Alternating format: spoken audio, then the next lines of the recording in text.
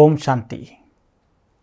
பிரம்ம பாபாவினுடைய விசேஷமான இந்த ஜனவரி மாதத்தில், அதாவது மகாதானி மாதத்தில், இந்த தபஸ்யா மாதத்தில் நாம் ஒவ்வொரு நாளும் ஒவ்வொரு விசேஷ தன்மைகளை பார்த்து கொண்டிருக்கிறோம். அந்த விதத்தில் இன்றைக்கு சிக்கனமும் சிகரத்தை விட உயர்ந்த பரந்த உள்ளம் இந்த தலைப்பின் ஆதாரத்தில் இன்றைக்கி நம்ம பார்க்க இருக்கிறோம். சிக்கனமும் பரந்த உள்ளமும். முதலில் சிக்கனம். சிக்கனம் இக்கணம் அனைவருக்கும் அவசியம். ஏனென்றால் எங்கு நம்மளுடைய சக்திகள் குணங்கள் விரயமாகிறது என்பதை கண்டறிந்து நாம் சேமிக்க வேண்டிய காலகட்டம். 21 ஜென்மத்திற்கு நாம் எவ்வளவு சேமிக்கின்றோமோ அவ்வளவு நமக்கு பதவி உயர்ந்ததாக கிடைக்கும். எனவே சிக்கனம் ரொம்ப அவசியம்.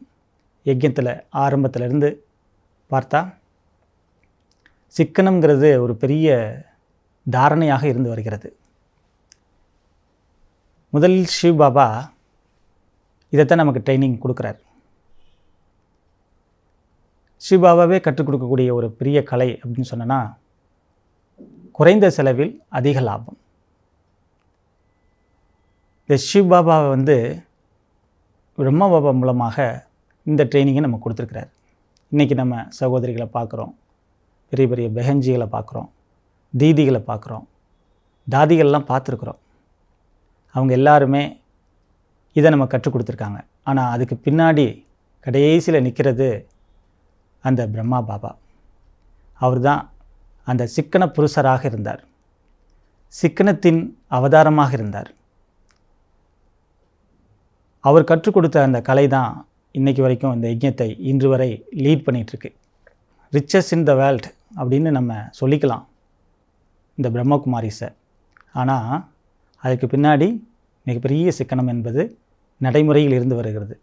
ஸ்தூல செல்வத்தினுடைய சிக்கனத்தை தவிர அதுபோக சூட்சுமமான நம்முடைய உள்ளார்ந்த சக்திகள் குணங்கள், நம்முடைய கஜானா என்று சொல்லக்கூடிய குணங்கள், இது எல்லாத்திற்கான சிக்கனம் தேவை என்பதை அவங்க அடிப்படையில் நமக்கு கற்றுக் கொடுத்தாங்க. ஒரு முறை சந்தைசி வதனத்துக்கு போயிருந்தபோது, அந்த சந்தைசி அந்த வதனத்தினுடைய காட்சியிலேயே மூழ்கி இருந்தபோது பாப்தாதா கேட்டாராம், குழந்தாய், இங்கேயே நீ பிரின்ஸ் போல அமர்ந்திருக்கிறாயே, நீ அந்த பேக்கரி டோலியை மறந்துட்டியா என்று கேட்டாராம். அதாவது என்ன அப்படின்னா, சிறுக சிறுக சேமித்து கொடுக்கும் அந்த சகோதர சகோதரிகளினுடைய அந்த போக், அதான் பக்கரி டோலி. பாபா என்றைக்குமே அந்த குஷேலனுடைய ஒரு பிடி அவளை மறப்பதே இல்லை, அதுதான் அந்த பக்கரி டோலி என்று கூறினாராம்.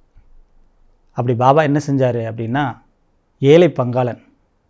ஆக பாபா ஏழை பங்காளன், ஏழைகளினுடைய அந்த உணவை அவர் மறப்பதே இல்லை, ஏழைகளினுடைய அந்த உணவை அவர் மறப்பதே இல்லை. இப்படி பாப்தாதா கூட நமக்கு ட்ரைனிங் கொடுத்துருக்கிறாரு. அது மட்டுமல்ல, நம்மளுடைய தாதிகள் ஒரு முறை நிர்மல் சாந்தா தாதி இங்கே விஜயம் செஞ்சுருந்தாங்க. அப்போ ஒரு சகோதரிகிட்ட எனக்கு ஆஃப் கிளாஸ் தண்ணி கேட்டாங்க. அந்த சகோதரி ரொம்ப பாவனையாக ஒரு முழு கிளாஸ் தண்ணியை அவங்கள்ட்ட கொண்டு வர, அப்போ தாதி சொல்கிறாங்க, நான் உன்னிடம் அரை கிளாஸ் தானே கேட்டேன், நீ முழுவதுமாக கொண்டு வந்திருக்கியே அப்படின்னு கேட்டுட்டு அதை ஆஃப் கிளாஸ் குடிச்சிட்டு மீதி பாதியை அவங்க வாய் குப்பிளிச்சிட்டு திரும்ப அந்த கிளாஸை வச்சாங்களாம். இதுலேருந்து என்ன தெரியுது, எந்த ஒரு ரிசோர்ஸையும் நம்முடைய தாதிகள் கூட வீணாக்குனதே கிடையாது. அந்தளவுக்கு சிக்கன புருஷர்களாக பாப்தாதா வளர்த்து வந்திருக்கிறாரு. மதிப்புக்குரிய நம்முடைய ஜானகி தாதி கூட அப்படி தான் தன்னுடைய கடைசி இறுதி ஈமச்சடங்கு கூட எந்த செலவும் இல்லாமல் நடத்தணும்னு விரும்பினது போலையே அவங்க 104 வயசு வாழ்ந்தவங்க சக்ஸஸ்ஃபுல்லான தன்னுடைய வாழ்க்கையில் அவங்க சக்ஸஸ்ஃபுல்லாக தன்னுடைய ஆத்மா பிரித்து அந்த உயர்ந்த நிலை அடைஞ்சாங்க. அவர்கள் சிறிது நேரம் கிடைத்தாலும், ஃப்ளைட்டுக்கு கொஞ்சம் காலதாமதம் ஏற்பட்டாலும் கூட அந்த மீன் டயத்தில் அங்கு வழியில் இருக்கக்கூடிய ஒரு கீதா பாடசாலைக்கு போய் அங்கே இருக்கிறோட ஆத்மாக்களெல்லாம் பார்த்துட்டு வருவாங்களாம். அந்த அளவுக்கு சமயத்தினுடைய சிக்கனத்தை அவங்க செஞ்சுருக்கிறாங்க. இப்படி எத்தனையோ உதாரணம். மன்மோகனி தீதி இருந்தாங்க. அவங்ககிட்ட போய் ரமேஷ் அப்படிங்கிற லிட்ரேச்சர் சகோதரர் போய் ஒரு முறை கேட்டாராம், நான் முடியை சிறிது திருத்தம் செய்யறதுக்கு போகணும் அப்படின்னு கேட்டபோது, எங்கே திரும்பு அப்படின்னு மண்டையை பார்த்துட்டு, இல்லை இன்னும் 1 மாதம் தாங்கும் அப்படின்னு சொல்லிடுவாங்களாம். அந்த அளவுக்கு யஜ்ஞத்தில் சிக்கனத்தை கடைபிடித்திருக்கிறாங்க நம்முடைய தாதிகள் தீதிகள் எல்லாருமே. சிக்கனம் என்பது பொருட்களில் மட்டும் இல்லை, நம்முடைய உள்ளார்ந்த அநேக பொக்கிஷங்கள் மீது சிக்கனம். சிக்கனம் என்பது என்னென்னா, எதை எவ்வளவு பயன்படுத்தணுமோ அவ்வளவு அதை பயன்படுத்தணும். அதை வீணாகுவதிலிருந்து மிச்சப்படுத்துவது தான் சிக்கனம். அதுக்கு அடுத்து பரந்த உள்ளம். அது மிக உயர்ந்த உள்ளம். பரந்த உள்ளம் அப்படின்னா அது திறந்த உள்ளம். அந்த திறந்த உள்ளத்தில் எவ்வளோ பொக்கிஷம் இருக்குதோ, எவ்வளோ பிராப்தி பாபாட்ட நம்ம அடைஞ்சிருக்கோமோ அவ்வளோத்தையும் நம்ம தானமாக கொடுக்கணும். தானமாக கொடுத்தா தான் அது பெருகும்.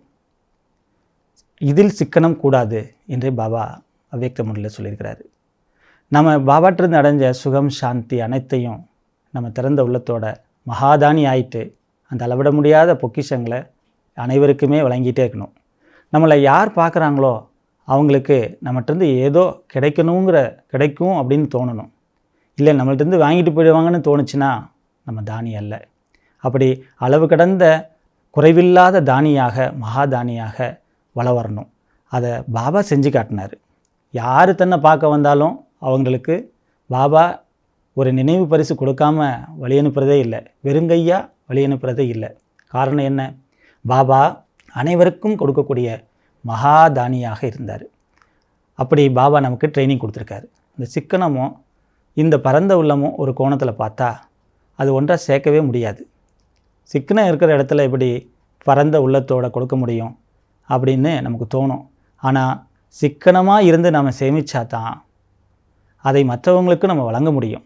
அப்போ எங்கே சிக்கனமாக இருக்கணும், எதில் நம்ம வழங்கக்கூடிய வள்ளலாக இருக்கணும் அப்படிங்கிறது தான் இன்றைய தலைப்பினுடைய ஒரு ஸ்பெஷலான விஷயம்.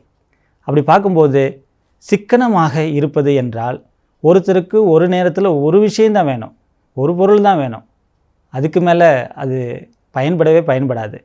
அப்படிப்பட்ட நேரத்தில் நம்ம மீதி இருக்கிறத சேமித்து வைக்கணும். தனக்கே இல்லாமல் அதை செலவு பண்ணுறது நிச்சயமாக நாளடைவில் நம்மளை சீரான வாழ்க்கையை வாழ வைக்காது. ஆக சிக்கனம் நம்முடைய வாழ்க்கையை சீர்படுத்தும். ஆனால் அனாவசியமான செலவு நம்முடைய வாழ்க்கையை ஆதாள பாதாளத்தில் தள்ளிவிடும் என்று சொல்லுவாங்க. அப்போ அந்த சிக்கனம் இருந்தால் தான் நமக்கு முதல்ல பயன்படும், மீதி இருக்கிறது மற்றவங்களுக்கு நம்ம தானமாக கொடுக்க முடியும்.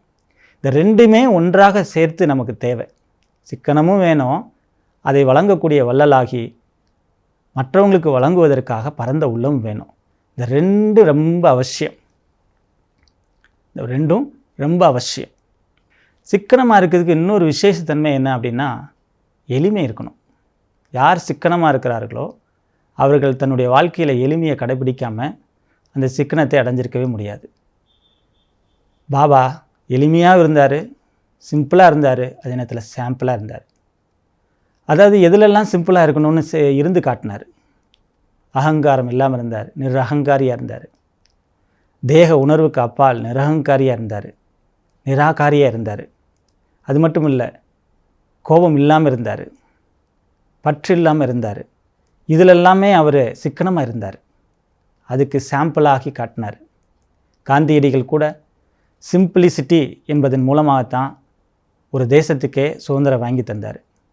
ஆனால் நம்ம பாப்தாதா இந்த உலகத்திற்கே நம்மளை ராஜாவை ஆக்கிறதுக்காக, இந்த உலகத்தையே பொன்னுலகம் ஆக்கிறதுக்காக தன்னை எல்லாத்திலிருந்தும் விலக்கி கொண்டு சிம்பிளாக வாழ்ந்து காட்டினார். சிக்கனத்தினுடைய மகா புருஷனாக இருந்து காட்டினார். அப்படிப்பட்ட மகான் அவருடைய நினைவு நாள் நோக்கி நம்ம பயணிச்சிட்ருக்கிறோம். அவருடைய நினைவிலேயே நம்ம போயிட்டுருக்குறோம். ஆனால் அதே நேரத்தில் மகாதானியாகவும் இருந்து காட்டினார். அந்தளவுக்கு சமயத்தையும் நம்ம சேமிக்க வேண்டியதாக இருக்குது. கர்ணன் தன்னை நாடி வந்தவருக்கு, அந்தனருக்கு இடது கையிலிருந்து தன்னுடைய தானத்தை செய்தாராம். ஏன் இடது கையிலிருந்து தானத்தை செய்தார் அப்படின்னு கேட்கும்போது, வலது கையில் மாற்றுவதற்குள் மனம் என்பது மாறிவிடக்கூடாது என்பதற்காக இடது கையின் மூலமாகவே தானத்தை வழங்கிவிட்டாராம். அந்த அளவுக்கு அந்த சமயத்தினுடைய அவசியத்தின் அனுசாரமான ஒரு தானம்ங்கிறது ரொம்ப அவசியம். அப்போ எவ்வளவு பொக்கிஷங்களை நாம் சேமித்திருந்தால் அந்த தானத்தை நம்ம செய்ய முடியும் அப்படிங்கிறதுக்கு தான் பாபா ரொம்ப தெளிவாக சொல்கிறார். எக்கனாமியாக நீங்கள் இருக்கணும், சிக்கனமாக இருக்கணும்னா சிக்குன்னு ஒரு பாபாவை நல்லா பிடிச்சிக்கணும். அதுதான் ஏக் நாமி, ஒரே ஒரு பாபா, ஏக் மத். அதுக்கு பின்னாடி என்ன வருது? அவருடைய ஒரு வழிப்படி நடப்பது. அதில் உங்களுக்கு நிச்சயமாக சிக்கனம் என்பது கிடைக்கும். அப்போ ஏக்கு நாமியாக இருக்கணும். எங்கேயுமே தனது எனது என்பது இல்லாது இருக்கிறது தான், இருந்தால் தான் ஏக் நாமியாக இருக்க முடியும். எல்லா இடத்துலையும் ஒன்று தான் வரணும், ஒரு பாபா தான் வரணும். அப்போ நிச்சயமாக நம்முடைய பொக்கிஷனங்கள் எல்லாமே சேமிப்பாகும். ஏக் நாமி. எக்கனாமியாக இருந்தால் எக்கனாமியாக இருக்கணும்னா ஏக் நாமியாக இருக்கணும். அவங்க தான் ஏகாந்த பிரியராகவும் இருப்பாங்க. ஒன்று என்று இருக்கும் பொழுது அங்கு அந்த ஒன்றின் மீதான அந்த பிரிய நிலை ஏற்படும். அதில் தான் பொக்கிஷங்களுடைய கடல் திறக்கும். அந்த பரந்த உள்ளம் என்பது அப்போதான் உருவாகும். நமக்கிட்டேயே ஸ்டாக் இல்லைன்னா நம்ம மற்றவங்களுக்கு எப்படி கொடுக்க முடியும்? அதனால் முக்கியம் என்ன? நாம் ஒரு வழிப்படி நடந்து நாம் பொக்கிஷங்களை நிறைச்சி கொள்ளக்கூடியவங்களாக ஆகணும். இந்த உள்ளம் என்பது தான் உயர்ந்தது. உள்ளம் என்பது உள்ளே இருக்கக்கூடியது. இந்த உள்ளே தான் எல்லா விதமான கஜானாக்களும் இருக்குது. அதை நம்ம வெளிப்படைய செய்யணுன்னா ஏக் நாம், ஒரே ஒரு பாபாவின் கீழே ஒரே ஒரு பாபாவினுடைய மகிமை பாடக்கூடியவங்களாக ஆகணும். அப்படிப்பட்ட நிலையில் தான் நம்முடைய தாதி தீதிகள்லாம் இருந்தாங்க. எப்போவுமே ஒரே ஒரு பாபா, எப்போவுமே அந்த பாபாவுடைய புகழ் தான் பாடினாங்க. அதனால தான் அவங்க தன்னுடைய ஸ்தூல பொக்கிஷங்களை கூட கடைசி வரைக்கும் பயன்படுத்தினாங்க. தாதி இத்தனை வயசுலேயும் இவ்வளவு சேவா பண்ணாங்க, உலகம் பூராவும் சேவா பண்ணாங்கன்னா அந்தளவுக்கு ஸ்தூலத்துலேயும் அவங்க சிக்கனமாக இருந்தாங்க. அவங்களுடைய சுட்சம சக்திகளை சேமித்து மற்றவங்களுக்கு கொடுக்கக்கூடியதுலேயும் சிக்கனமாக இருந்தாங்க. அதான் பாபா சொல்லுவார், நீங்கள் எவ்வளோ நாளும் செலவு பண்ணுங்கள், எவ்வளோ நாளும் சாப்பிடுங்க, ஆனால் எவ்வளவு நம்ம மற்றவங்களுக்கு செலவு பண்ணுறோமோ அவ்வளவு பலனை நம்ம பெற முடியுங்கிற விதியை அவங்க கொண்டிருந்தாங்க. அதே நேரத்தில் பாபா எப்பொழுதுமே சொல்கிறது உண்டு, கம் கர்ச் பாலா நசீம் என்று சொல்லுவார். அதாவது குறைந்த செலவில் அதிக லாபம். எந்த சேவையிலுமே செலவு குறைவாக இருக்கணும், அதில் பலன் அதிகமாக இருக்கணும். செலவு அதிகமாக செஞ்சு பலனும் அதிகமாக இருந்ததுன்னு பாபா ஒரு காலமும் சொன்னதே கிடையாது. அந்தளவுக்கு எளிமையாக இருந்தார் பாபா. அவருக்குன்னு எதுவுமே இல்லை, ஆடம்பரமாக எந்த ஃபங்க்ஷனுமே தனக்குன்னு செஞ்சு கொள்ளவே இல்லை. அந்த அளவுக்கு பாபா எனக்கு மலர் கொடுக்காதீங்க, எனக்கு எந்த மகிமை பாட வேண்டியதில்லை, என்னை நீங்கள் காலை கழுவி தண்ணியை குடிக்க வேண்டியதில்லை என்றெல்லாம் பாபா முரளியில் சொல்கிறத நம்ம கேட்டிருக்கிறோம். பாபா மற்ற ஆடம்பரங்களை எல்லாம் அகற்றுகிறார், அனாவசியத்தை விளக்குகிறார். அமைதியாக மனதினுடைய பொக்கிஷங்களை அடைவதற்கு வழிகளை நமக்கு சொல்லிக்கிட்டே இருக்கிறார். அதுதான் பாபாவுடைய சிறப்பியல்பு. இதை பிரம்ம பாபா ஒத்தாளாக நின்று இந்த அனைத்து விசேஷ தன்மைகளையும் நமக்கு செஞ்சு காட்டிட்டு போயிருக்கிறார். இன்றெல்லாம் நாம் அவரோட வாழலை, ஆனால் அவருடைய சிறப்பியல்பு இன்று வரைக்கும் இன்றைக்கி நம்மகிட்ட இருக்கக்கூடிய தாதி தீதிகள் மூலமாக வெளிப்பட்டு கொண்டு இருக்கிறத நம்ம உணர்ந்துக்கிட்டு இருக்கிறோம். அவங்க வந்தாலே அவங்களுடைய தோற்றத்திலையும் அவங்களுடைய நடத்தையிலையும் அவங்களுடைய பேச்சிலையும் அந்த எளிமை இனிமை என்பது தென்படுறது. அதனால தான் எத்தனை கோடி ஆத்மாக்களை அவங்க அட்ராக்ட் பண்ணுறாங்க. இப்பொழுது தமிழகத்தில் வலம் வந்து கொண்டு இருக்கக்கூடிய ராம் ஸ்லோக்னு ஒரு பிரதர் சீனியர், அவர் பிரம்மா பாபா காலத்தில் வாழ்ந்தவர். அவர் கூட நம்ம அதை பார்க்குறோம். அந்தளவுக்கு ஒரு எளிமை, எந்த ஆடம்பரமும் கிடையாது. அவர் ஒரு பாபா, எனக்கு வேறு எதுவும் கிடையாது அப்படின்னு ஓப்பனாக சொல்கிறார். அதை செஞ்சும் காட்டுறார், பார்க்க முடியுது. ஒரே பலம், ஒரே நம்பிக்கை, வேறு எதுவுமே தேவையில்லை அப்படின்றார். அவருக்குன்னு ஒரு எந்த சாதனமும் அவர் வச்சுக்கிறது இல்லை. அந்தளவுக்கு எளிமையாக இருக்கிறார், சிம்பிளாக இருக்கிறார். அதே நேரத்தில் மற்றவங்களுக்கு சாம்பிளாகவும் நிறைய பேர் இன்றைக்கும் மதுபனில் வச்சிட்ருக்கிறாங்க.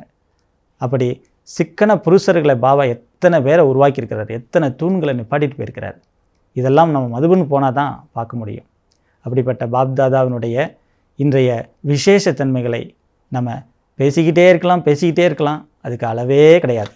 மிக முக்கியமான விஷயம், நமக்கு செலவழிக்கிறத விட மற்றவங்களுக்கு அதிகமாக சில இடங்களில் செலவழிச்சிருவோம். சேவைன்னு சொல்லிட்டு நம்மளை கவனிக்காமல் விட்டுருவோம். நம்ம எந்த அளவுக்கு நமக்கு சேர்த்து வச்சுருக்கிறோமோ அந்த அளவுக்கு தான் நமக்கு பின்னாடி அது யூஸ் ஆகும். தாதிகள்லாம் 104 வயசு வரைக்கும் இருந்தாங்கன்னா அவங்க ஸ்தூல உடலை கூட அந்த அளவுக்கு பாதுகாத்து வச்சுருந்தாங்க. ஏன்னா பாபா சொல்படி நடந்ததுனால அதுவும் சைட் பை சைடு நடந்தது.